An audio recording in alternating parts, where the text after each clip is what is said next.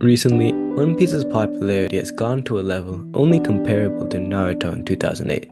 But when does One Piece separate itself from all the other great animes out there? To figure this out, I decided to read the manga. All 1,128 chapters of it. The first 75 chapters of One Piece are nothing special. We get a backstory of Zoro and are introduced to Shanks and his crew. Then the Straw Hats go up against a very obvious villain of the week in Captain Kuro.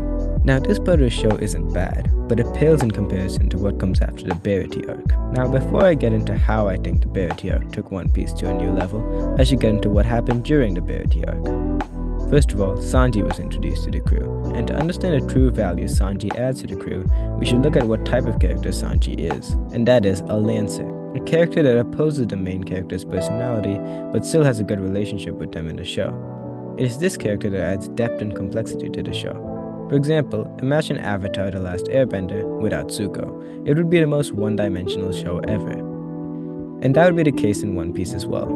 Sanji's backstory, especially his relationship with Zeph and his struggles with his Vinsmoke lineage, adds necessary emotional depth to the Straw Hat crew. But the Verity arc isn't just about Sanji. It also gives an introduction to one of the most powerful people in the verse, Mr. Aura, Hawkeye Mihawk. Mihawk's introduction doesn't have a large immediate effect, but it did show how far Luffy and the rest of the crew have to go to becoming the most powerful captain and crew in the show. Another important part of the Verity arc is Zoro's vow during episode 24. This moment sets up a story for Zoro to strive to surpass Mihawk and become the strongest swordsman in the world.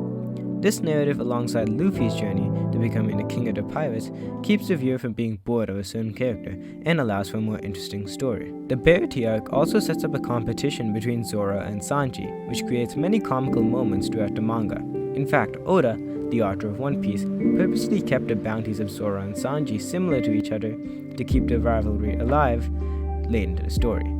And while Luffy doesn't have much development in the Verity arc, I think that's why this arc is so important. By focusing on the side characters, it sets the series up for a more multi-dimensional storyline. And if you had the pleasure of binge reading One Piece like I did, you can see this development in effect, because after the Verity arc, the manga just keeps getting better and better.